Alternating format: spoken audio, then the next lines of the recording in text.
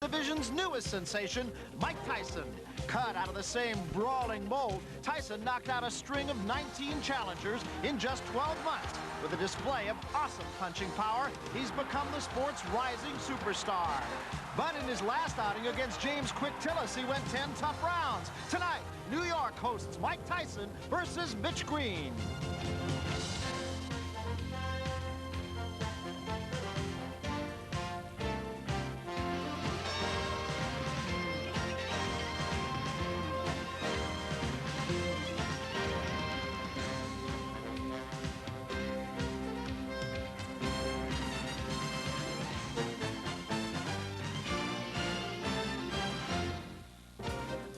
There may be no title on the line, but this building is alive, as if tonight is a heavyweight championship fight. We're live from Madison Square Garden in New York City, where HBO Sports presents the main event, a 10-round heavyweight fight between Mike Tyson and Mitch Green.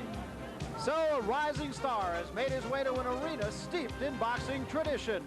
3 heavyweight champions continue on in the Unification Series as Mike Tyson awaits his chance. Ironically, Michael Spinks, Tim Witherspoon, and Trevor Berbick have never even fought in this historic building. There was a time when Madison Square Garden was a showcase for names like Lewis, Marciano, Ali, and Frazier. And now, as we store those memorable nights away, a new force has emerged in the heavyweight division, reawakening a sleeping giant. Madison Square Garden is latched on to Mike Tyson as boxing returns to the main arena, a thread which ties boxing's glorious past to a promising future. Fight night in the Garden. They used to say it a lot in Madison Square Garden, but they haven't said it about heavyweights here in the big room since Ken Norton fought Jerry Cooney more than 5 years ago. Hello, everybody. I'm Barry Tompkins, along with Sugar Ray Leonard and Larry Merchant, and we've got what should be an interesting evening for you tonight. Ray, the legend of Mike Tyson, the man might have just become a little bit more mortal. He went 10 rounds with James Quick Tillis. What's the pressure like on him? You went through pretty much the same thing. I tell you, Barry, I would prefer to fight an opponent than to deal with the pressure. It's really tough because, see, the fans, high expectations when a celebrated fighter like a Mike Tyson, it's every day because everyone critiques you in a different way. It happened to me when I first turned professional. Everyone expected me to be champion. I did become champion. For Mike Tyson, I'm impressed with the fact he's only 19 years old and very composed. Well, Mike Tyson is only half the fight. Larry Merchant, Mitch Blood Green is the other half. What does he bring to the dance? Well, if he doesn't pose a real threat to Tyson, he definitely poses a challenge. He's definitely the toughest character that Tyson has been put in with yet. And by that I mean just a tough guy off the street. How tough? Well, he asked to fight Mike Tyson. The last time we had that, Trevor Berbick asked to fight Pinklin Thomas. We thought he was crazy, and he went on to pull up a 7-1 upset. So who knows about Mitch Green? In fact, Mitch Green was the guy who fought Trevor Berbick just before he pulled off that upset and gave him a heck of a fight. So Mitch Green, a tough kid from the streets of the Bronx and Harlem. Tyson from the streets of Brooklyn. We're here in the Garden. In the old days, that's how they used to settle these neighborhood wars. Interborough battle is what we got here. And so the selling of the, quote, next heavyweight champion continues. If you talk to Mike Tyson, he'll have to say he's going to bite the promotional bullet. He asks about his feelings. And, of course, he says people consider him a commodity. Like many 19-year-olds, Mike Tyson is preparing for finals. But he is not your average student. He doesn't read his lessons, he watches them. He doesn't attend classes, he skips them. But most importantly, he does not plan for his future. His future is being planned for him. In the 14 months since Mike Tyson made his pro debut, he's become one of today's most exciting and publicized fighters. The foundation was laid by the late Cus D'Amato, a legendary trainer of champions Floyd Patterson and Jose Torres, who proclaimed his student of the 80s the next heavyweight champion. In the past year, there's been a building process taking place. The architects are Tyson's managers, Bill Caton and Jim Jacobs. As the owners of boxing's largest film library, they've utilized their knowledge, expertise, and contacts in the career development of boxing's latest sensation. Our chief responsibility has been, over the last year, to pick the opponents for Mike Tyson. Nothing is more important than the opponents you pick for a fighter. The strategy was to pick opponents he would not only beat, he would beat devastatingly. When someone sees a Mike Tyson fight, we want them to leave the arena saying, when can we go see him again? And that's where Bill and I are scrupulously careful in determining who he fights and the style of the fighter. But it would take more than pulverizing unknown opponents in obscure arenas to get the attention of the press and public. After his 5th fight, we decided the time was at hand for the marketing of Mike with a technique that had never been used before, simply because video cassettes were never really available to a manager before. We prepared cassettes of all of Mike's fights and sent those cassettes with a covering letter to the top sports writers and top television personalities throughout the country. Wallace Matthews of Newsday, with a circulation of over 500,000, was the recipient of a Mike Tyson marketing tape. It really brought Tyson to the attention of a lot of people who hadn't seen him, myself included. In addition to Caton and Jacobs, there was also a support group whose involvement increased the awareness and interest in this 19-year-old phenomenon. Boxing promoter Jeff Levine, whose company could provide national television exposure, was hired. The fact that a good part of the country was seeing the knockouts and the explosive power, I think that was what created that mystique to begin with. Other interest was generated by publicist Mike Cohen, whose television and newspaper contacts added more fuel to the fire. And when we sat down in that meeting with Levine, Jacobs, and Caton, the 100% A1 strategy was to go after the non-sports fan, to capture the fringe sports fan, and certainly the fringe boxing fan. According to Cohen, this was achieved by selling Mike to the so-called newspapers of influence, such as the New York Times, the LA Times, the Chicago Tribune, and the Wall Street Journal.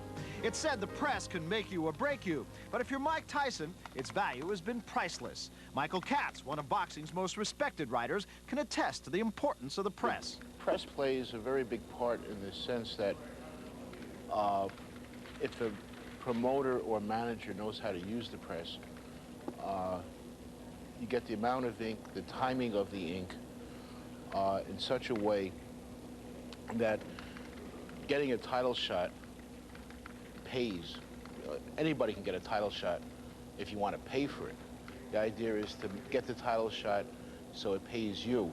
Based on the amount of exposure that Mike Tyson has received, it's fair to say that should he fight for the title, his dollar potential will have been maximized. The press's attention is really basic to the success of a fighter in terms of the money that fighter could make. The bigger the press, the more prominent the fighter becomes, the greater purses he commands, the more interest he generates. 14 months ago, Tyson was earning under $1,000 a fight.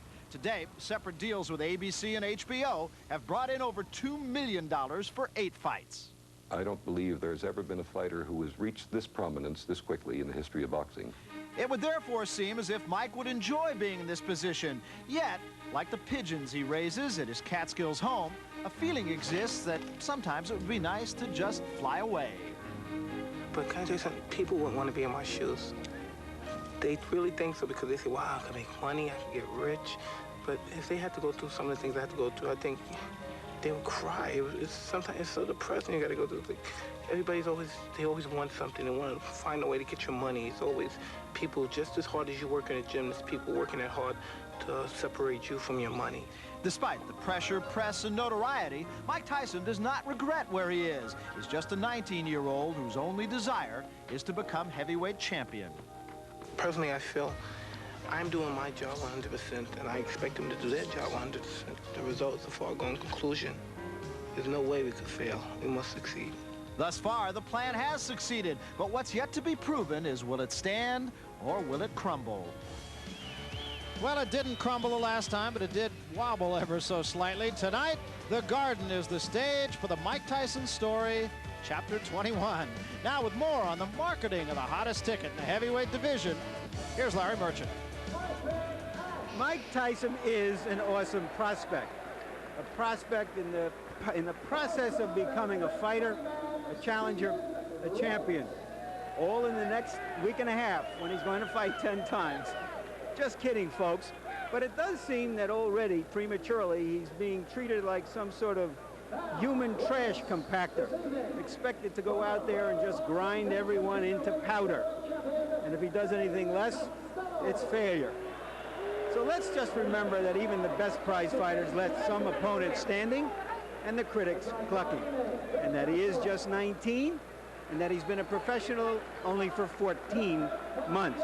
And he still has much to prove. That his punch will do as much damage to the better class of fighters as it did to the less better class of fighter. That he'll be able to take a punch, that he'll fight back when he's hurt, that he'll persist when he's frustrated, that he'll be able to go 10 hard rounds, and most importantly, that he'll be able to deal with stardom, not let it suffocate him, let it inspire him, so that he can shoulder the burden of other people's expectations. His expectation tonight is to beat Mitchell Green, but Mitchell Green, like him, is off the streets of New York, not Mr. Rogers' neighborhood. I'm not no bull.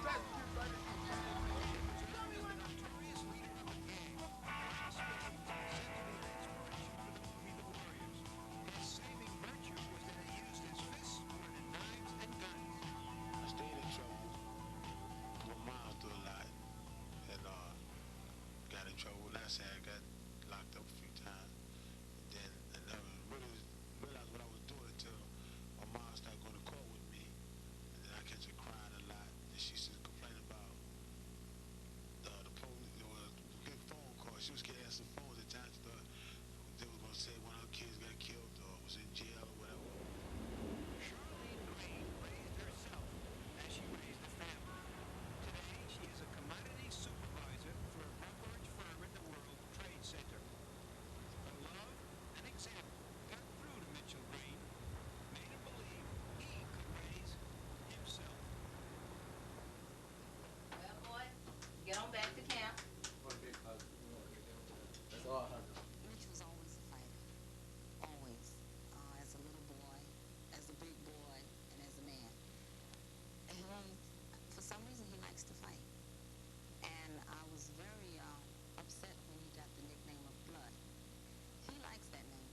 I don't. A lot of people like the idea that when I fought, like in the street, I mean, the guy bleeds, they start calling me, she call you Blood, she call you Blood. Everybody had little nicknames at the time. So every time I fought, I would stop until I did make a guy bleed. You know what I'm saying? There was times I had fights and guys would grab me and try to break it out. Let me go, let me go, let me go. Say, let me go. And I wouldn't be satisfied until I see a little scratch or a little blood here, a little blood there, you know. But Mitch stayed very well for a little longer. He didn't really change until he became a boxer. And that changed him. I guess this way he could let off some of his frustrations and anger. And I don't know, he just had a mean streak. But yet he was good to people. He would help people. And in the home, very respectful, very obedient. You wouldn't believe the things he would do in the street because in the home he was so different. If you play by the rules, you can hit people legally in the ring. Green won 4 Golden Gloves titles.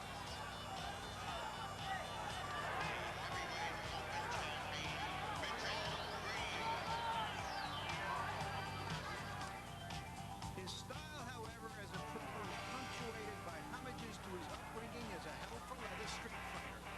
A question tonight is whether he can discipline his talent. Be not just a pro, be professional. One valuable boxing lesson Green learned in the streets is that sometimes you have to jump up and down and shout while it's fight to get what you want. Once he paid an unscheduled visit to a Don King press conference to demand what he felt he should get. I got all the potential in the world to be a great fighter, okay? But I ain't got championship mentality, you see what I'm saying? Now if I say, okay, do me as you wish, I get a title shot. I'll be broke, I'll be a champ. Who wanna come home broke with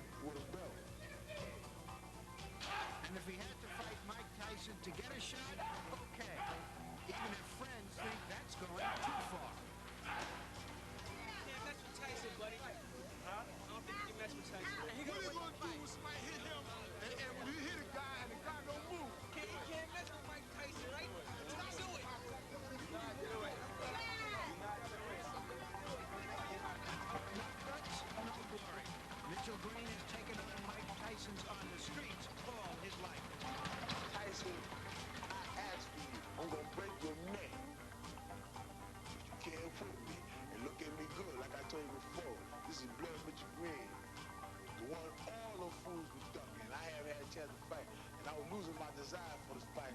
Before the fight came into, you stepped in my life. Well, Charlene Green, ringside, very nervous lady. We spoke with her yesterday. She, of course, as we mentioned, has really been very much of a stabilizing factor in the life of her son, Mitch Blood Green. She hates that nickname. She said so in that piece. And it's been a fight that Mitchell Green seems to have been fighting for the better part of this week. We talked in that piece a little bit earlier about his jumping up and down and shouting. Well, that's exactly what he had to do at a press conference, or rather at a weigh-in yesterday. I never jumped nobody. Well, he said that he doesn't have a championship mentality. And here's another example of it. At the weigh-in, he raised a ruckus, tried to extort more money from his manager, Carl King. He knew what he was supposed to get, but just thought he might get a little bit more if he raised a little heck. And Mitchell Green now making his way down the hallway, and it's a very short walk up to the ring here. I should point out one other thing, too.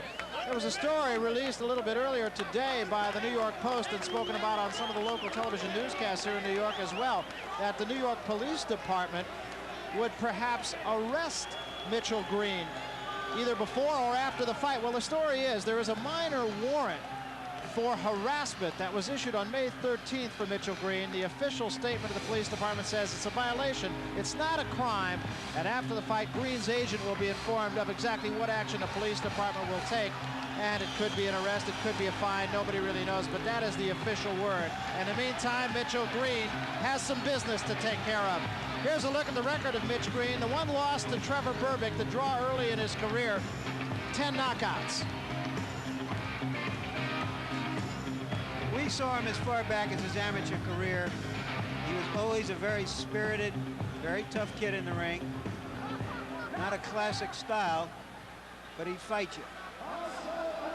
And he's made no bones about the fact he wants to get in there and go dukes with Mike Tyson. Of course, the question is, can he do it?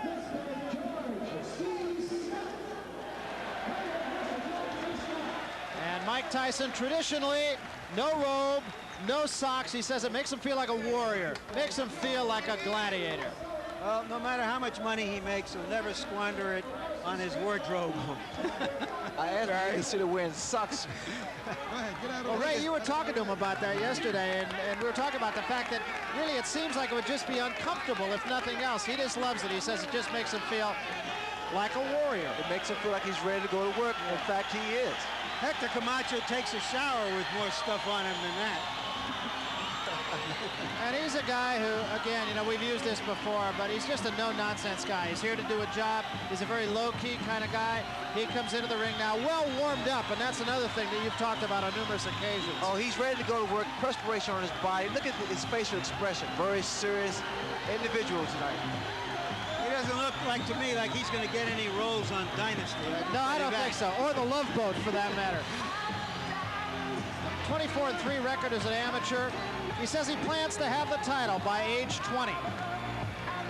Fighting twice a month, that's been pretty well documented, but should also point out that in his first 16 fights, he only fought 22 rounds.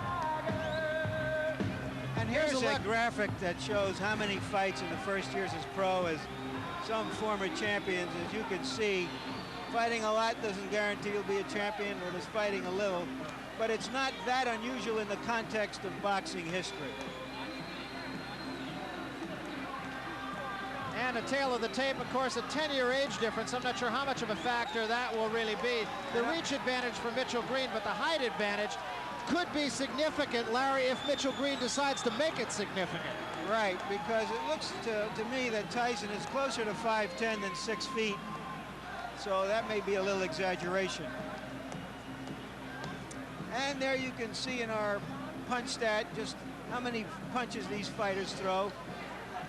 And that Tyson rations his aggressiveness. He just doesn't come out and throw punches from all over, but he throws hard punches and not a lot of jabs. Green, as you can see, is more active. And there you can see we're going to track the body punches tonight that Mike Tyson throws. Although, as you see, he threw as many as 20 in a round and as few as 9 in a round in his last fights. But he's a devastating body puncher, much like Joe Frazier. And there's Mitch Green's jabs, not a very high percentage that he's landed. Let's take a look at the rules then. Scoring by rounds here in the state of New York, but there is a supplementary point system in case there is a draw in the terms of in rounds. And it's a 1-point system. If you win a round, you get 1 point. If you win it decisively, you get 2. 3 knockdown rule is in effect, and that's something you don't find in championship fights as a rule. No standing gate count. You can be saved by the bell only in the last round. That's pretty general. And the ring doctor unusually can stop the fight here in the state of New York. Well, there's a look at Mike Tyson, and he really is a throwback.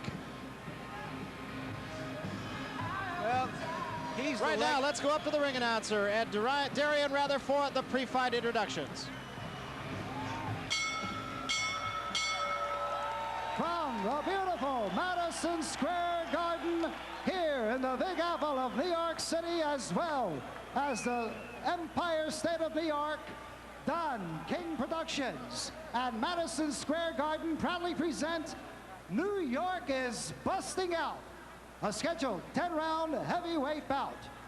Is approved and sanctioned by the New York State Athletic Commission, the former light heavyweight champion of the world, Jose Torres, chairman, Rose Tretman and Jimmy Dupree, commissioners. The chief physician in attendance at ringside this evening is Dr. Frank S. Folk, along with his 2 fine colleagues, Dr. Billy Lathan and Dr. Richard Estrico. The judges, Pat Dolan, George DeGabriel, and Georgie Colon. Counting for the knockdown seconds, alternate referee Carl Duke Schroeder. The timekeeper to bell is Cecilio Pedraja. In the ring at this time, the man in charge of the scheduled 10-round heavyweight bout, referee Luis Rivera.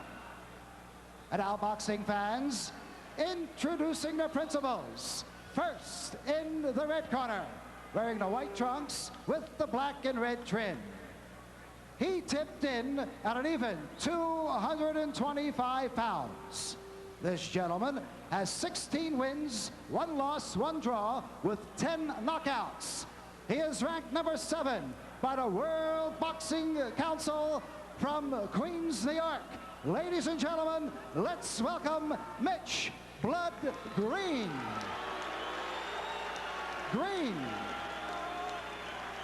And his opponent in the blue corner, wearing the black trunks. He weighed in at 215 1/4 pounds. This young man is undefeated in 20 professional bouts with 19 knockouts. From Catskill, New York, ladies and gentlemen, here is Mike Tyson.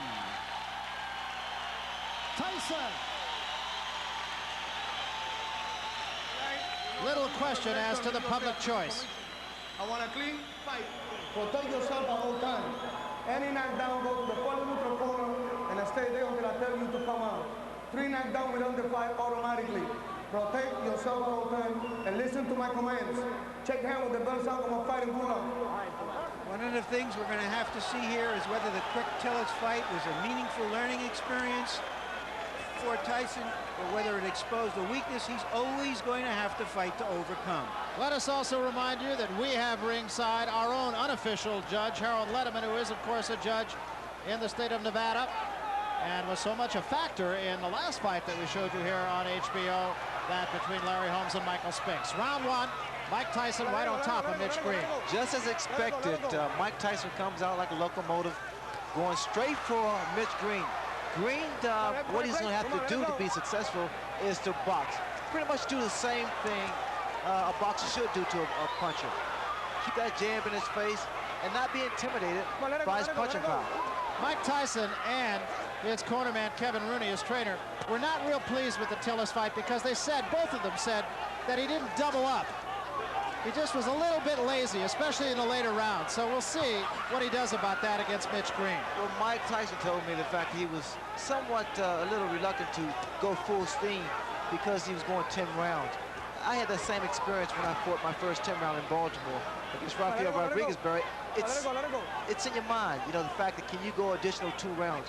But being conditioned like Tyson, there is no major problem. Heavy-handed fighter. They say heavy-handed like George Foreman, but much faster than George Foreman.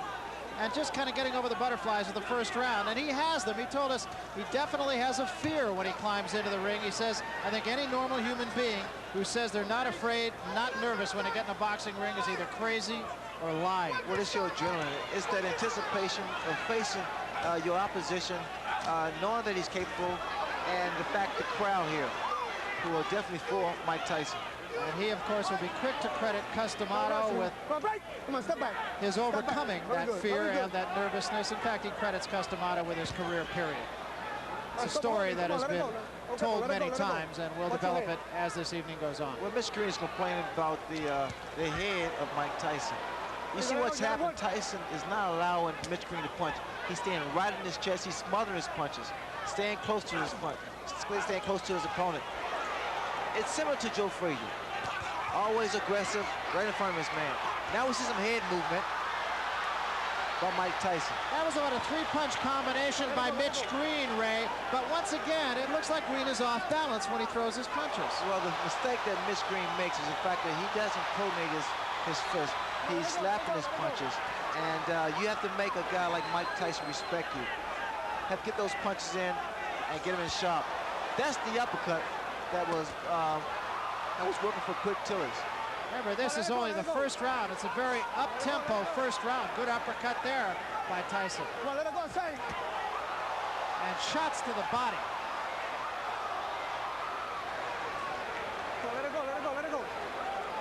Another thing that Mitch Green is doing, he's trying to tie up Mike Tyson. He's not doing too good of a job now. He can't allow Tyson to get inside and work his body, because in doing so, those body shots slows down your maneuverability.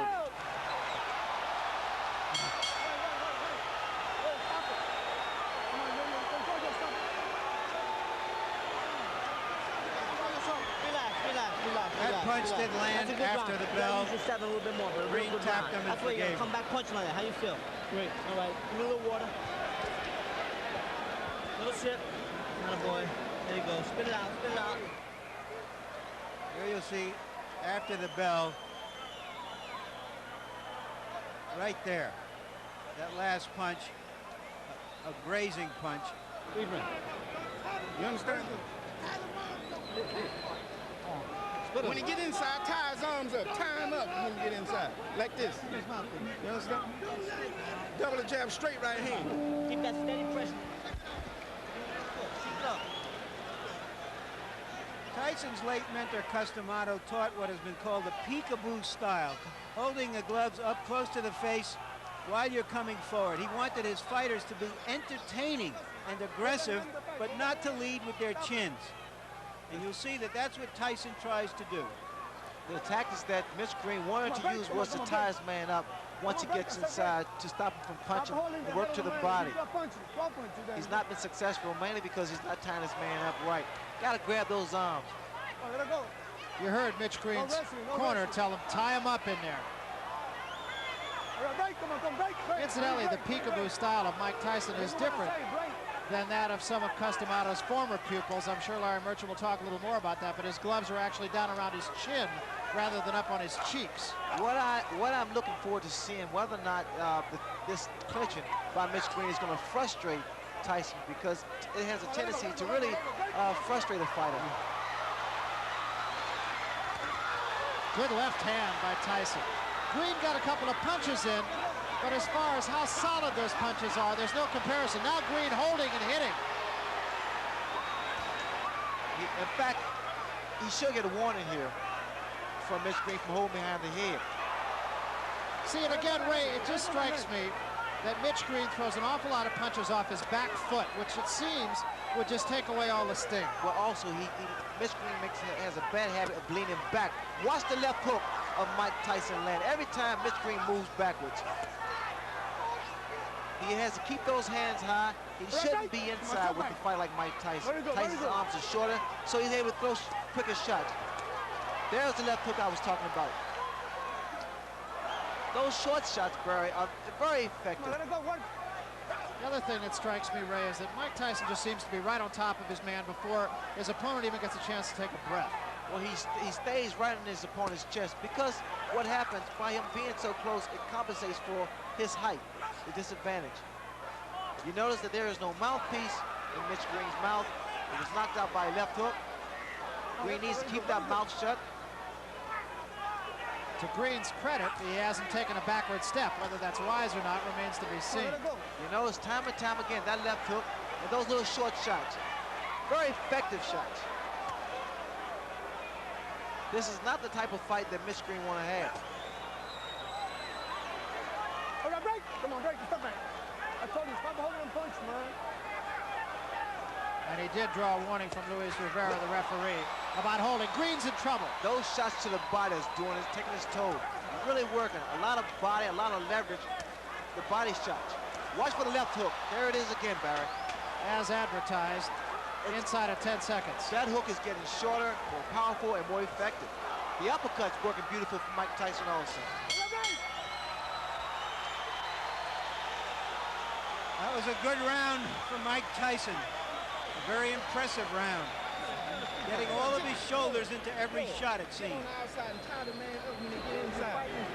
Boxing. Tie the man up when you get inside. You ain't got to punch inside. Tie him up. You understand? Throw the 1-2 from the outside and tie him up. 1-2, tie him up. Don't fight him inside. You don't have to fight him inside. Tie him up. 1-2, jab and jab. Move this round. Move this round. When you get inside. Blood. Stop fighting his fight. Move this round. Throw the 1-2 and tie him up. All right. You understand? Hear me, Blood? What's up? Give me this snap. Blood. Get him on the outside. Hold up. When he get inside, tie him up. How you feel? How you feel? Okay, keep it up. Keep the pressure on. Just keep moving. Just keep moving like that. Stay right on him and keep punching on the inside. You're doing excellent, baby. Real good. Come on, Tim. When Blood Green was a gang leader, they say he had over 100 men in his gang. Right now, he needs some of them. And again, Mike Tyson bolting out of his corner right on top of Mitch Green. Tyson is so much physically stronger than Mitch Green, and he's using it to his advantage. Mitch Green is doing the wrong thing. He's fighting Mike Tyson's fight, trying to fight him inside, trying to exchange punch for punch. He can't do that. Tyson's far too strong for Mitch Green to fight that way. Mitch Green needs to get outside, work his jab, and attempt to outmaneuver Michael Tyson.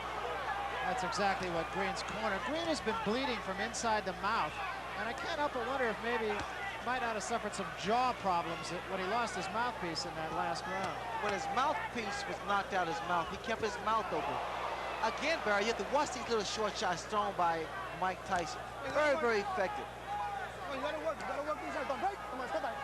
And inside, it can do a great deal of damage to the mouth. You know, the last fight that Tyson had against Tillis, and what a shot.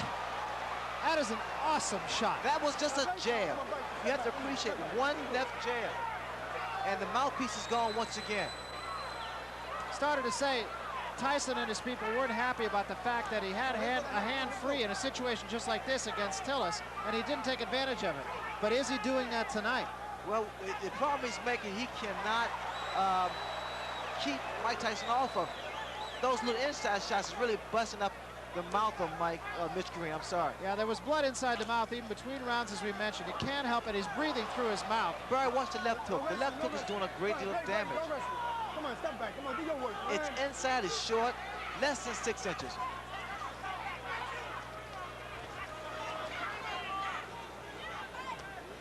Even the uppercut of Mike Tyson has been effective. There was a right hand to the top of the head. Green breathing through his mouth.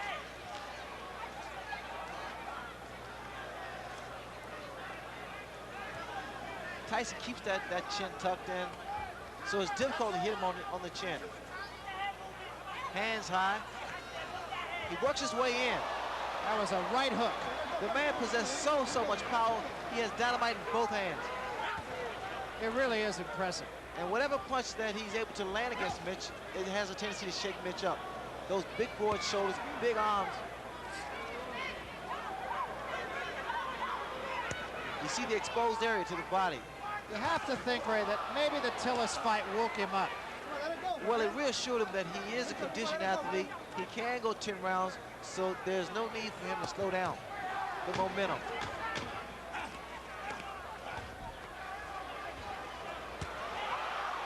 Both hands.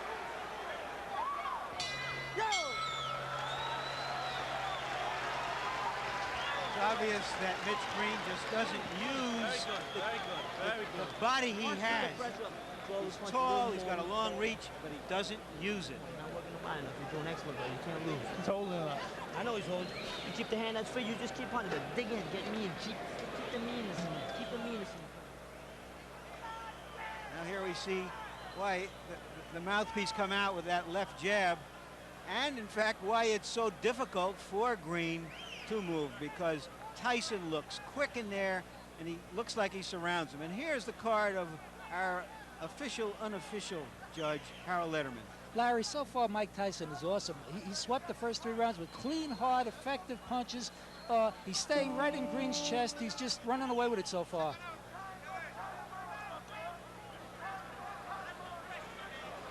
Oh, yeah. Mike Tyson anxious to get to work. I want to mention one other thing, too, and that is that it wasn't only the mouthpiece that Mitch Green lost. We have a production assistant over on the other side of the ring. Said in addition to his mouthpiece, it was a bridge with a couple of teeth in it.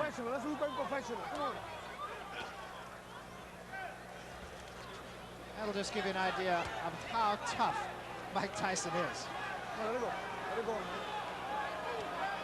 Mike Tyson, in this ring, he's at home. I mean, he fights with so much authority, so much confidence, so much determination. Come on, step back. I said break. I said break. I know you got points for you if you keep on holding. The referee now is warning Mitch Green for holding. Second time he has warned Green. Now, Green scored with the right hand, and it didn't slow Tyson up a bit. Now, Tyson's doing what he didn't do against Quick Tillers. You notice when he's tied up, he still works the free hand. He didn't do that against Quick Tillers.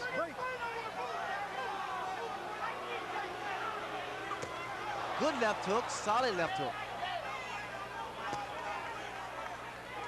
Green cannot continue to take these type of shots. It's going to slow him down. It's going to take his toll. Working the body once again, Mike Tyson with that free hand.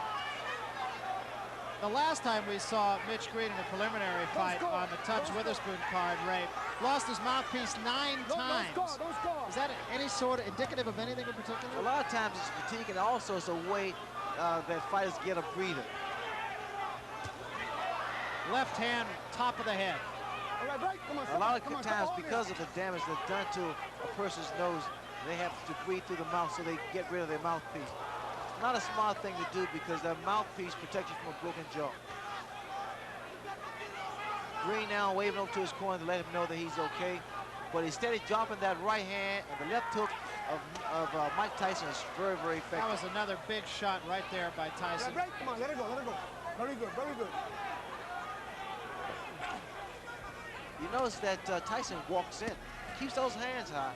He's a very unorthodox fighter who punches with both hands, and which makes him quite a difficult target. Yeah, in fact, that's what he says. When I asked him yesterday what his best weapon was, and he said, my elusiveness. He has said nothing about his punching power. He said, I'm elusive. That's what I do best. And Barry, he's quick. I mean, his hands are faster than people expect or think.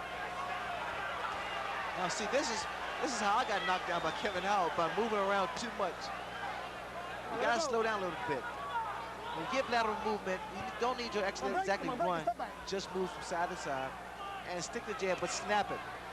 You gotta draw it back quick. Inside of 10 seconds. That free hand to the body. And that's something that he did not do against Quick Tillers. Yo, yo, yo, yo. Come on, come on, come on. Come on, Dad. Come on, come on. They don't have any bells on the street corners.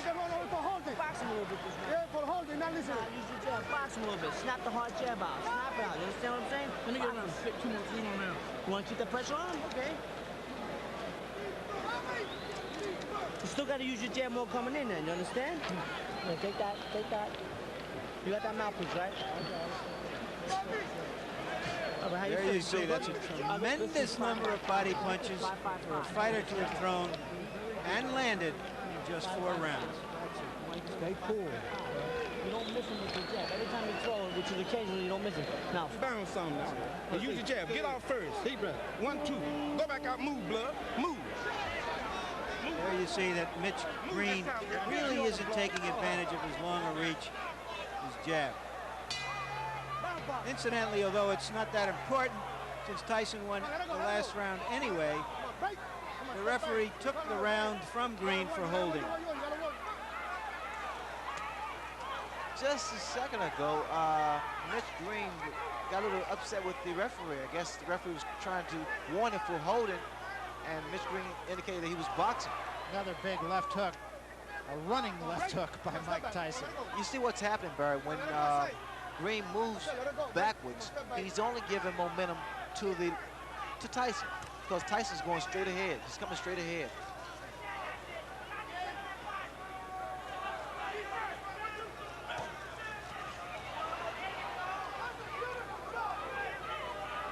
Tyson is not breathing hard, so that tells you that he's not concerned about going the distance, going 10 rounds. In fact, we talked to him about that. Tyson's talking to Mitch now. In the Tillis fight, he fought hard for about 5 rounds, and then he seemed to coast a little bit. Look at what he's doing now, Barry. Tyson. He's starting to really become very loose with his head. Slip punches. Big right hand. Big, and that wobbled Mitch Green for a second there.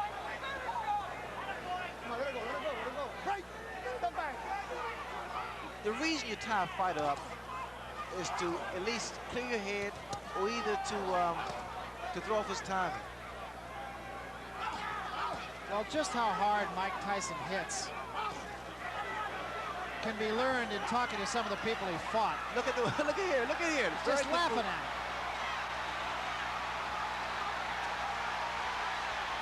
And Green seems to me, Ray, to be doing all the wrong things. That's very good body movement by Mike Tyson. I'm impressed with that. And he's having fun. He's smiling now at Mitch Green. And see, those punches that was missed by Mitch Green makes your arm weary. And see, Mitch Green is not getting any type of respect from Mike Tyson, mainly because he's not making a fist when he throws his punches. Good left hook. Another big left hook, and even more impressive because he doubled up on it. He missed with the first one. You notice the way that Tyson is walking in, moving that head. He's doing the right thing, staying close to his man. No breathing room, no punching room. Good, beautiful uppercut. Left hook, right uppercut. I like this here, inside. What Tyson is doing to Mitch Green. Started to say about some of his opponents and what they say. Fought a guy named Eddie Richardson. They asked him, have you ever been hit so hard? He said, yeah, about a year ago I was hit by a truck. There's a lot of blood from Mitch Green's mouth. You got to be first, man. This is 6th round. He getting tired. You got to throw punches first. Stay busy on him. That's how you throw keep combination, blood. 1, 2, 3. Punch in combination. Come on, man. Punch in combination, blood. 1, 2. You hear me, blood? Stay busy on this guy. If you stay busy on punch in combination. Come on, man. Blood. Punch in combination. There's Mrs. Green. 1, 2, 3. You understand? Be first. Don't wait on the man. You understand what I'm saying? Really nice woman. Get it off. Be first. That's all that you're sick of it. You run out of there, man. You got to punch. Stay busy on him, blood. Go off on him. Go off. Where's mouthpiece? Keep your chin down on your hands are moving better. Your name is, but you gotta come right back. You gotta answer that. Don't let these judges let him steal around. You understand? You won the round, you win on every round. Look around those uppercuts. Make sure you keep punching. When Green lands those, I don't know, slaps on Tyson, it's almost like a washerwoman slapping some clothes on a rock. Just nothing happens. Mitch Green will have to do more than just slap, because he has to stop that momentum of Tyson. That's what Tyson said about his own style. He says like water on a rock, but if it drips long enough, it's going through the rock. Look, you notice the jab, the powerful jab of Tyson. It knocks the head back.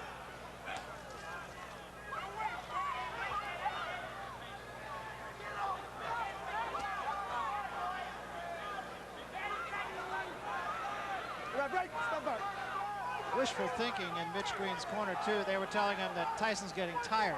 I don't see that. I doubt that very seriously. Tyson's just as strong as he was in the very first round. He's maintained his pace. He's thrown a great deal of punches, mainly to the midsection. He's landed with a lot of good left hooks, solid left hooks.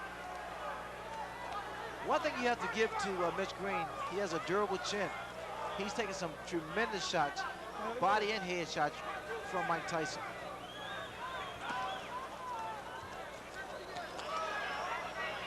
Green is able to land one jab, and all of a sudden, Tyson's right there in his chest. Another big left hook. Just to conclude the thought that we started in the last round about Tyson's going 10 rounds, he said after he finished the Tillis fight, he did pace himself, and what a right hand. There is such frustration in the face of Mitch Green. I mean, every time he throws a punch and it misses, it seems to me that he wants to just walk away. Let it go, let it go. Come on, let it go, let it go, let it go. To conclude that, he said when it was over, he felt he could go 5 more rounds. He's conditioned, Barry. You notice that when he goes to the body, he doesn't throw one punch, he throws 2, 3, 4 shots. I like the fact that Tyson used what he has. I mean, he has power, he has speed, has a good chin, and a huge net. I mean, he is so tenacious. He's not letting up, keeping those hands high. Come on, let it go, let it go. Come on, break, come on, step back, come on, step back.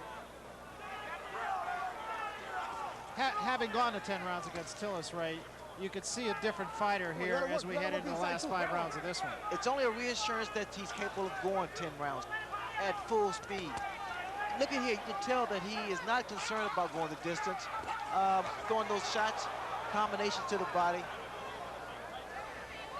And he's done this from the very first round. And not breathing, look at him, he's not breathing at all.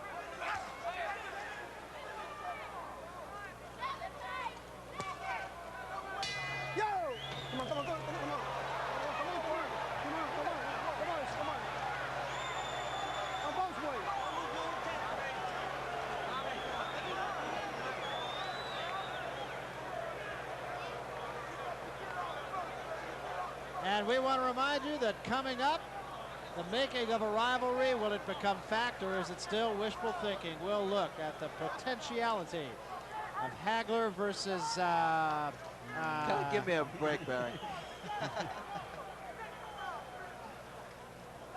And the card. Harold, well, you got a shutout going here. Absolutely, Larry. Dwight Gooden. Mike Tyson is just awesome. They took the 4th round away from Mitch Green, but it didn't mean anything. Tyson's all over him, and he's throwing those tremendous left hooks. He's all over Green. It's all Tyson. It will be interesting to see what he does from here on out. Because it was from the 7th round on against Tillis that he sort of coasted. And he finished with about 1/3 of a tank of gas. We're talking about Tyson. So let's see if he uses up that gas here.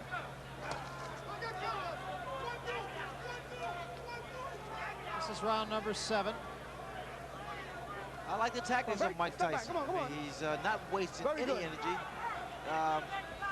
He's moving forward, staying aggressive, getting inside, and you have to watch the beauty of those little short shots. They've been working so effectively.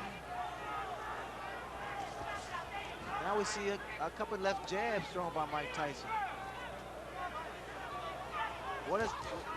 There again, Mitch Green is throwing his punches, not doing any damage. Yeah, they're almost just for effect. The free hand again of Mike Tyson normally goes to the body. Is this a good test, you feel, for Tyson? It's every fight for Tyson is a good fight, a good test. You got guys that, especially like a Mitch Green or Quick Tillis, guys who, because heavyweights will be taller, the average heavyweight is around 6 feet, and he's able to cut the ring off and become more tactical in the ring. Chopping right hand did get in, but again with absolutely no damage. Come on, it's not wrestling. Come on, let it go. It's not wrestling. Boxing. I mean, Tyson, they're good uppercut. What an Beautiful. uppercut. Just straighten Mitch Green right up. If you look at Tyson, I mean, as far as perspiration, it seems as though he's working effortlessly. I mean, he's taking his time and just having fun. It's like chopping a tree down. He's going to the body and weaken the foundation, and then he comes to the head. Come on, let it go. All that Mitch Green has been doing was basically retreating. He has to take a stand eventually.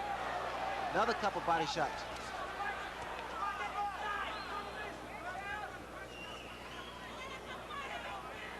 Come on, let it go.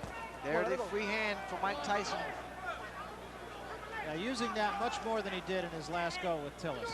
I mean, Tyson is actually concentrating. He's looking for an opening. And he's making that opening happen by working that body.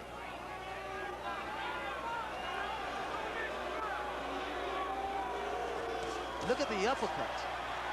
And he's setting Mitch Green up for uppercuts. He throws his left jab, Green goes down, and up comes the right uppercut. A lot of boos from the fans, mainly because that Mitch Green is doing a lot of holding and less fighting. Green is taking a pretty good beating.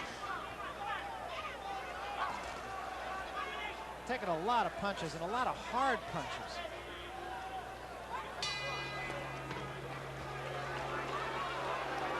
Tyson's not that impressed with Mitch Green. We're not booing you. You feel all right? Let me get that water. Stay, Mike. Just stay right now. He's beat. Stay right listen now. Listen up. Listen up good. Now we got to the side of the law. But every time you throw the jab, you don't miss this guy. You understand me? You don't miss him. Just sit around and concentrate on the jab. Bam, box him, get over there. Yeah, come on. Come out with 3 or 4 punches of blood, like you do in the bag. Bam, bam, bam. You understand? Get the jab out there and come with a combination behind the jab. What's wrong? You understand? Don't let him get inside and hit you with uppercuts. Keep him outside. You got to breath. You hit him some good shots, okay? Second out. Come on, baby. The crowd wants magic, and I think that Tyson would like to give them some magic, but his opponent isn't cooperating at the moment. He's not acting like a girl who's letting him pull rabbits out of his hat. He's fighting with a lot of neighborhood pride, and he wants to hang in there as long as he can. Mitch Green told him to throw 2 or 3 jabs like he does on the bag, but the bag doesn't hit back. Tyson hits back. Come on, let him fight, man. Come on. Tyson is not breathing hard. This is the 8th round. It's been up-tempo for Mike Tyson right from the opening bell. Actually, a little bit slower this round than he has been. A little bit more leaning going on in this round. Tyson would throw more punches if Green didn't tie him up.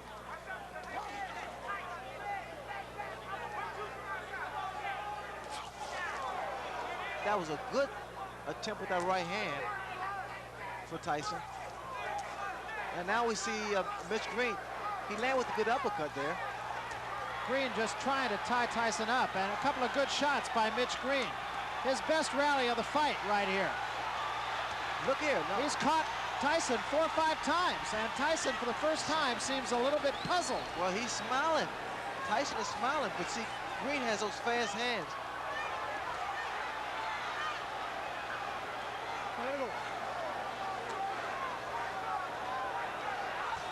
Good body shot by Mitch Green. Now we're seeing a different Mitch Green. But he has to be very careful of exchanging punch for punch inside with Tyson. Watch your head. Come on, let's go. Watch your head. Watch your head. There was a right hand. A huge right hand by Mike Tyson. Right, come on, right.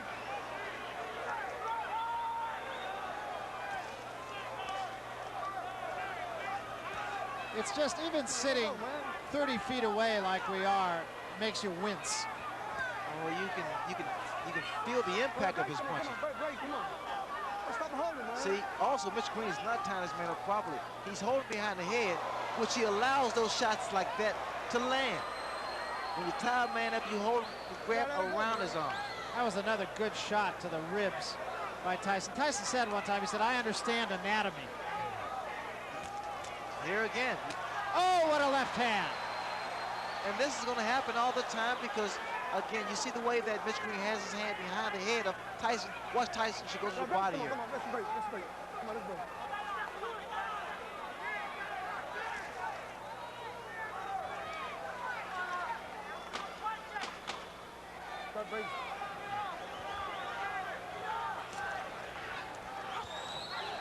See the body shots.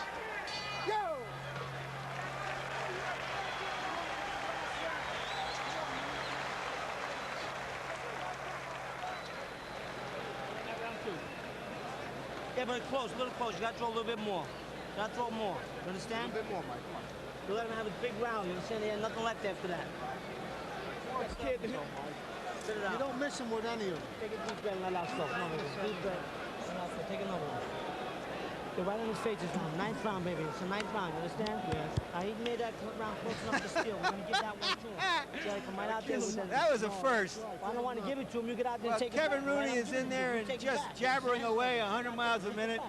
Mike Tyson leaned over and just kissed him. You hit him a good right hand hook over there, but you didn't get the side. You didn't double up. Where's the left hook? Right to him. You do better when you carry the Right that water air off the floor.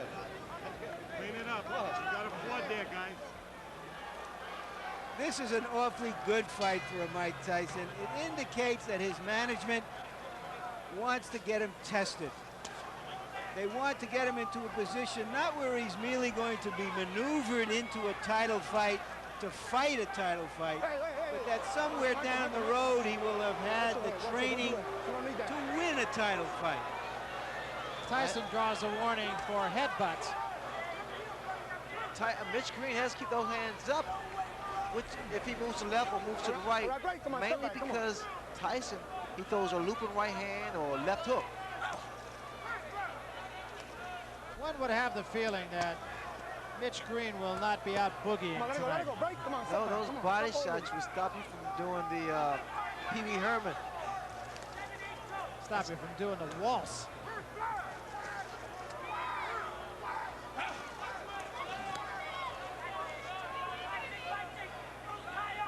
Let it go, let it go, let it go, let it go, let it go, let it go. Very good.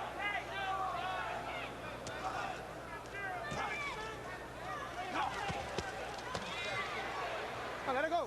Tyson's using, you know what I feel, Barry, he's using what he has. I mean, he's not what you considered flashy and what have you, and he's just taking advantage of every opportunity. He fights his man the way his opponent lets him fight him, inside, which is a big mistake that Mitch Green is making. Tyson's arms are short, so he has a tendency to loop his punches. Some are somewhat telegraphed, but because he has speed behind his punches, he's able to get away with it. Continuing to bang away at the body with a free hand. That uppercut was short. Mitch Green is not making this fight easy for Tyson either because he's steady tying him up. He's holding him. Let it go, let it go. I think the way you critique Tyson's performance is the fact that he's remained composed. Watch it. Normally, this type of fight frustrates a fighter. When a guy's holding you and complaining and what have you. Tyson's corner wanted him to punch a little bit more. He hasn't really punched a lot more in this 9th round. Well, again, it's difficult to punch a man who's tying you up and holding. Let's see here. Let it go, let it go. For Mitch Green, it's pretty much survival. I've seen a different Mitch Green. He fought Purcell Davis in Atlanta and was a more determined and a more of a boxer. Come on. Here he's basically just trying to survive. Break, man. That seems to be something that runs through all of Mike Tyson's opponents, that they all are in there to survive. I'm not sure that could be said about I Mitch don't Green. know if Mike Tyson is living up to your expectations, but I'd remind you that Joe Louis went the distance 3 times in his first 20 fights. Joe Frazier a couple of times. Rocky Marciano a couple of times in his first 21 fights. Some opponents just don't cooperate. Harold? Larry, I just don't think that Mitchell Green's flurries are doing enough to offset Tyson's power punching. Tyson's landing too many clean, effective shots. You might stop him, Blood. Go punch him. Go to punch him. You understand? Punch with both hands, Blood. Step to him. Don't wait on him. Step to him. Step to him, Blood. He's gonna punch like that. Curious here, Ray, whether Tyson will be satisfied to go out winning, or does he want to go out closing the show in a sensational style? Well, the way he's geared up now, he wants to go out in style. You're going to see a very aggressive Mike Tyson this round. Tyson was ready to go. Luis Rivera said, shake hands before we get going. This is the last round. Very good. Tyson wants to go to work, but Green here doesn't want to fight, it appears to me. Green's corner telling him to step in to Mike Tyson. This is a bad performance from Mitch Green. And he has some grievances with Don King about not getting the type of money that he wants. But the fact is, he has to prove himself here. And the mouthpiece goes again.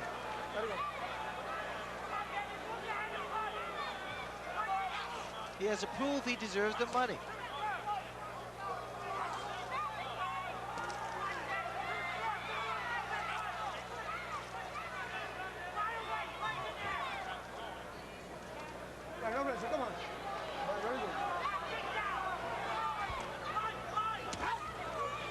Green trying to go to the body. Tyson leaning on him now a little bit. What's going to happen as Tyson gets further and further into his career, he's going to figure out a better way to approach fights like this. Those shots, I love those body shots. They really do a number on a tall opponent. It slows them down and cuts his wind off, especially if you have the power. But as I was saying earlier, Barry, the fact that these type of fights is good for Mike Tyson because he's going to learn how to approach tall opponents more tactically. He'll learn how to cut the ring off and even score more effective punches.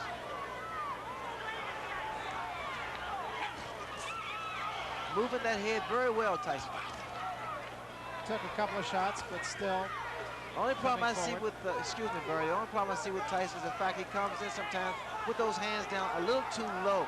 Because if you meet a good puncher, the speed could prove to be disastrous. But now he's doing the job. Well, remember, he knocked out his first 19 opponents, went the distance with Tillis, and now likely will go the distance with Mitch Blood Green. The crowd not real thrilled with the goings-on here. The crowd come here to see a fight, boxer, puncher, and it's been pretty much of a dance for Mitch Green. I'm sure Mitch Green is going to be disappointed in this performance. And we come to just about the end of it here. Another day in the classroom. Big left hand to end things.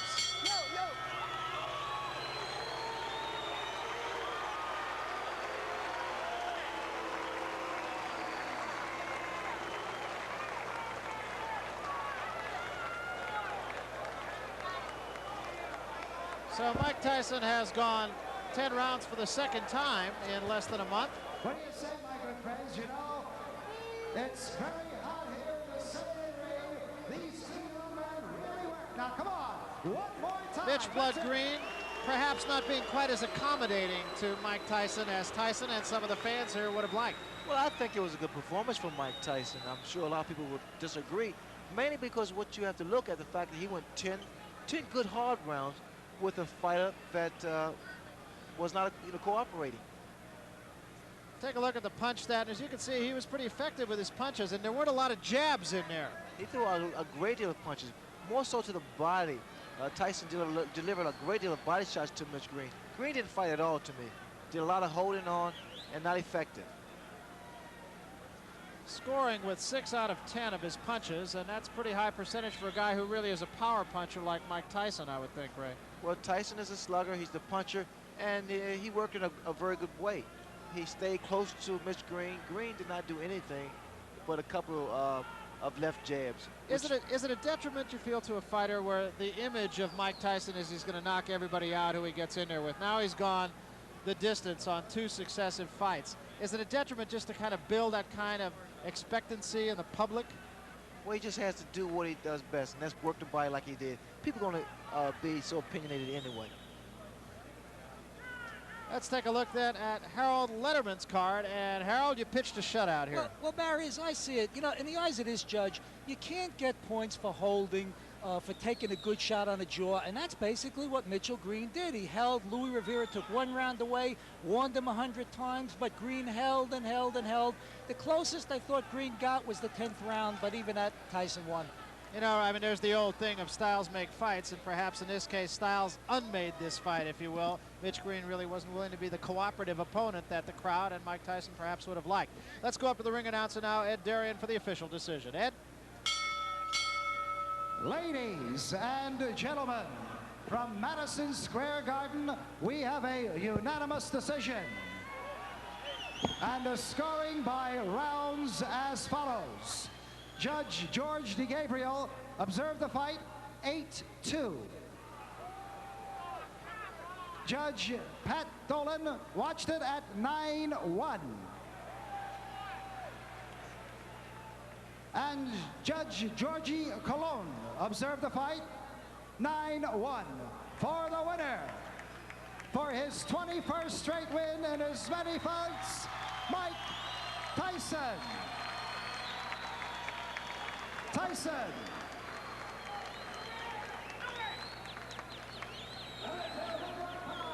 Well, to nobody's great surprise, Mike Tyson is the unanimous decision victor over Mitch Blood Green. And at a time like this, oftentimes we say an opponent was dead game. I'm not real sure we could say that about Mitch Green tonight.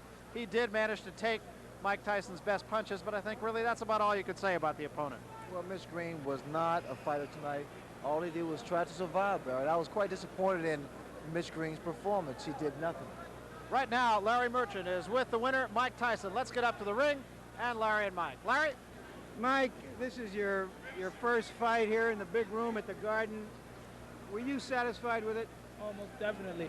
I don't want to sound rudish or anything. I didn't want to knock him out or anything. I wanted to put a lot of pressure on him and make him decide himself whether to give up or not. He wouldn't get knocked out, because if he get hit on the chin, he can't see the punch, and he would say, oh, I didn't see the punch, I got knocked out. So I left it up to himself, and as I must say, I must take my hat off. He's a very tough individual.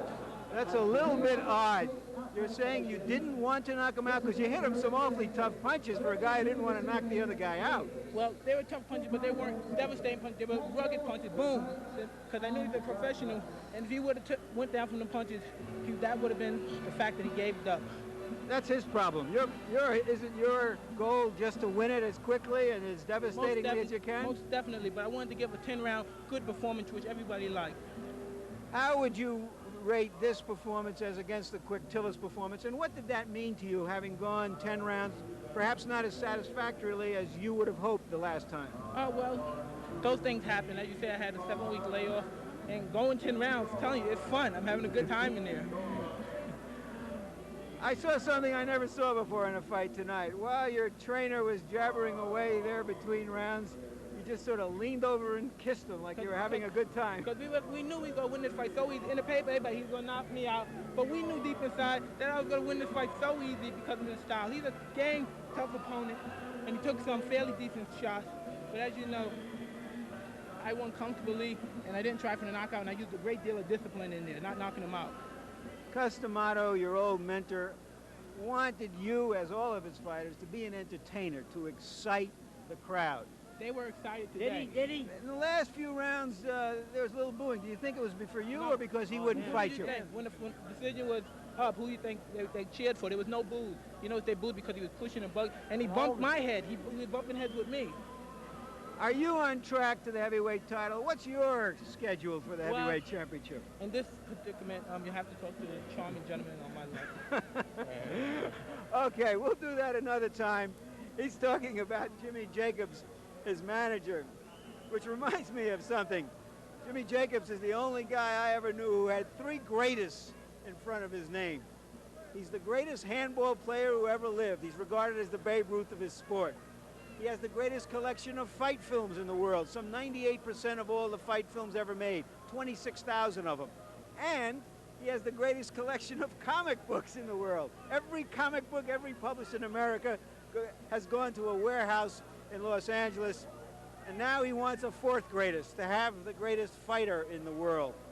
Does he? Well, there's still a way to go. There are still questions to be asked and answers to be questioned about Mike Tyson. He hasn't yet proved that he's the second coming of Marciano and Frazier, but he does seem to be getting there. Slowly, but surely. Now back to ringside. Okay, thanks, Larry Merchant. A couple of quick notes from our punch stat numbers. Mike Tyson connected on 69% of his body shots. The other side of that coin, he connected on only 5 jabs per round. That's a low number, and it may just be that there was a lot of holding going on and that he was on top of his man all night long. He couldn't get the distance to try to jab. So there are some rather interesting numbers, I think. Let's now switch gears from the heavyweights. A couple of weeks ago, the man next to me, Sugar Ray Leonard, made an announcement catching everyone off guard. You'll see the potential now of a Hagler-Leonard fight, and it's been one of promise and disappointment for years. The fight has been 5 years in the making. On numerous occasions, we've chronicled the confrontation outside the ring. The public is aware, it's no secret, that before my injury, you and I was pretty much on a collision course. Now be honest, do you still want to fight me? I did, because I'll tell you why. You feel as though that when you train so hard and you're the best in the world, you want to keep growing, Ray. And for you, that was another step, and there was another way of growing. The people want to see it, Leonard. We don't want you to retire yet until you come at the marvelous one. Okay, it's got to be the big one, right? I must start off by saying to Dr. Ronald Michaels, thank you. You know why? Because very few people get a second chance. It was so easy because to say, well, I'll prove I'm different. I'll walk away from the ring. But in doing so, I was not satisfying myself. And I really feel that I have to satisfy Ray Leonard before I satisfy my fans or family or friends. Well, Ray Leonard, let me ask you your impressions of Marvelous Marvin Hagler. Coming into the fight, they say he hasn't really fought anybody very tough. Well, he fought somebody tough tonight. Well, I think Hagler's display tonight, it only made me believe, it made the public believe. While Ray sat ringside as a commentator, Hagler destroyed the division. Well, the fight is simply saying he doesn't want anymore. He doesn't want to jeopardize anymore, especially by being handicapped in the condition of Rodin. There was a right hand, and Juan Domingo Rodin goes down. It's not a comeback, I'm back. Ladies and gentlemen, let's welcome for the first time in the ring since February 15th, 1982, Sugar Ray Leonard. For Sugar Ray Leonard, it was to be a one-night stand. There's a swelling under the left eye now of Kevin Howard. I really believe that Sugar Ray Leonard right now thinks he can take him at any time, and a right hand from Kevin Howard puts Sugar Ray Leonard right on the seat of his pants. Okay, Ray. Ray went on to retire with Marvelous Marvin as an interested and disappointed observer that night. Ray returned to the microphone and watched Marvin crush an old foe. And again, it's a matter of accumulation of punches thrown by Hagler, which is probably wear Tommy down. Sure, Marvin feels that he has got to hurry things up here because that cut is not going to get any better. There's no question about it. Right hand sends Rose. He doesn't know where he is. Hagler goes in for the kill now. He's gone. He's gone. Down, and he may be out. 1 year later, this startling announcement from Sugar Ray Leonard. This is something that I want to do. Marvin wants it also, but I'm not making an announcement. I'm just saying I would fight him. I'm not coming back to fight to have a career. I've had a career. I want something that's going to give me what I want. That's Marvin. I would fight him. Public reaction has been one of wonderment, doubt, and bewilderment. Hagler's made only rare public appearances since Sugar Ray's challenge. And now there's talk that you might not fight him. Is that true? Well, you know, right now it's really hitting a lot of press. I think basically just has an ego. He's on an ego trip or something. Maybe a little jealousy, or he's missing the limelight a little bit. But the way that I feel about it, I'm just going to sit back and I'm just going to lick my chops.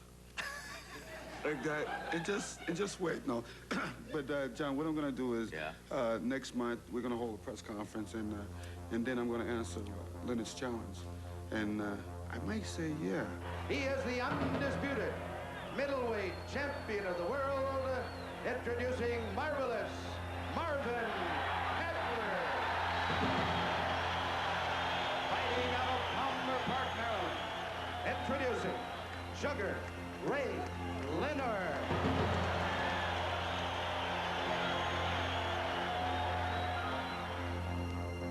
And So the spotlight once again shines on commentator slash boxing champion Sugar Ray Leonard. Ray, let me ask you the question the way it's been asked by my friends to me who know I know you. Are you crazy? Are you nuts? Are you out of your mind? And most important, are you serious? Well, the fact is everyone's so, opinionated, and they deserve to be that way. Everyone has a right to make their own judgment of people, although sometimes they don't rationalize. I'm doing what I want to do. I'm very serious. I offered an invitation for Marvin, and he claimed that I was egotistical and that I missed the limelight. Those things are not true. I mean, it has nothing to do with me. The fact that I'm ready to challenge him, I mean, he has a good fight, an easy fight. He should consider the fact that I've been in the ring for 2 years. But I know Hagler. I think he's going to go for Hearns, which is a relatively easy fight, which was proven some time ago. And I'm sure that's what he has on his mind now. Sounds really like you're trying to bait Marvin, and I don't think you're as serious about that as you say. But I have a couple of questions to ask you. Question number one. After you fought Kevin Howard, who is just a journeyman, and it was a good test for you coming off 2 years, but he is a journeyman. You said you hurt every time he punched you. You forgot how it hurts to get hit. Do you want to now go in the ring and get hit by Marvin Hagler? Yes, I do. As a matter of fact, when I fought Kevin Howard, it was too premature. I'll be the first to say that I jumped too prematurely into the ring without conditioning myself first, Larry. I feel this way. I learned how to study my trade. I've been in the gym now for 3-4 months, and I'm preparing myself to take a punch. One lady asked me some time ago, she asked, do you have to get your face in shape to take a punch? I laughed. I thought it was crazy, but it's true. You have to get used to being hit again. The next question. There have been two famous comebacks in the recent history of boxing. Sugar Ray Robinson took off well over a year to try an entertainment career. It didn't work out, but when he came back, he took some meaningful tune-ups before he challenged for the title. Same thing with Muhammad Ali when he was in exile for 3 years. He took 2 tough fights before he challenged Joe Frazier. He wanted to see where he was so that he can get in shape for the best guy out there. So I don't understand how you can just go out there, no matter how much gym work you've had, without testing yourself against an opponent. I can't because it's me, Larry. I feel this way. I know I'm capable of doing it. I know I can beat Marvin Hagler. The shock is the fact that, not because I want to fight him, it's the fact I want to do it right away. I don't want a career, like I stated earlier. I don't want to go in the ring and fight a series of fights because I know exactly I'm capable of beating Marvin Hagler. I think the other side of that coin, too, is, and it's really a bottom line question, what's in it for Ray Leonard? You're financially sound, you have it in the spotlight, you have a good career, you have almost anything that anyone could possibly want for. What's in it for you? Marvin Hagler. That's why I'm going to beat him, because it's not for financial needs, like history has proven. Fighters come back for financial reasons. It's not for the ego, the pride. I'm here on HBO. I love it. I want to fight Hagler. Hagler always wanted to fight me. He may deny it now and claim he want to lick his chops and whatever. But the fact is, this is something I always wanted. But this is not the same fight as it would have been 3 or 4 years ago when you were on top of your game and the boxing game. And when he was the number 2 guy, no matter what happens in the fight, it's not as if the great Sugar Ray Leonard fought the great Marvin Hagler. It's a Sugar Ray Leonard who's fought just one little old fight in 4 years, so it's not quite the same thing. That's true, I mean, but I've been wrestling for 2 years. He's been beat around for 2 years, okay? It's a big difference. You've got yourself convinced if nobody else. Thank you. But there's also the old adage, and we said it about Larry Holmes, that you don't get better when you get older. Well, once you reach a peak, you don't go higher, you go down. The fact that I'm 30, and I admit that. Hagler's 31, 32, 33, give or take a year. And it's an easy fight for him. He should take it. Well, that sort of took my next question, actually. I was going to ask you about the fact that Marvin Hagler really doesn't seem to have anything to gain from this fight either. If he beats you, people are going to say, well, you beat a guy who hasn't fought for 4 years. And if you beat him, then all of a sudden he loses all the notoriety and all the public acceptance that he's been striving for so long. He has something to obtain by beating me. He wants it bad. I mean, we both stated, we were at my restaurant, Jameson's, and he said, Ray, it would have been a big fight if we had fought. It can happen now. It can't happen 2 years down the road. It's understandable that you feel you have unfinished business, and of course, every time Marvin Hagler goes out there, he's got something to lose, but he doesn't have $10 million to gain as he might against Ray. But the question has to be asked because people are going to ask it. The risk to the eye. How do you feel about that? Well, everyone has been stating that, Ray, I advise you not to go into the ring. But these people have no knowledge whatsoever in ophthalmology. I have an ophthalmologist who's given me the clean bill of health. And Larry, another thing, in fact, I had extensive examinations. I'm 20/20. People still bring it up as an issue. It was misinterpreted that I said that Marvin Hagler wouldn't go for my eye. That's the least thing on his mind. If he didn't think he's concerned about my left jab. I was just going to say, what now, if anything, is the status of the negotiations? Where does the fight stand? Is there any talk? Is there any rumblings at all other than just what we read in the newspapers about a fight? There is major interest, I know, from a Hagler standpoint, from a Petronelli standpoint. From all the people that's not involved in the promotion, quite naturally, they don't want it to happen. But so far, everything is up in the air. You've answered all of my questions, Ray. Okay. Well, all right, I'll ask you one more thing, too. What happens if you do beat Marvin Hagler? Where do you go that's up? Well, can you just sort of turn your back from it and say, okay, I've done it and I'm out of it? I'm glad you asked that question because normally, because I've made one comeback, really. And I say I'm retired, then I come back. And people, you know, it's like the boy that cried wolf. I contradict myself, they say. But I say one fight with Hagler. Hagler will retire to this fight, and I will retire to this fight. Does it bother you that the nation's press has not been real kind to all of this? How does that make you feel? I know you pretty well, and I know you're a sensitive guy. I'm a sensitive guy, but also I look at the source.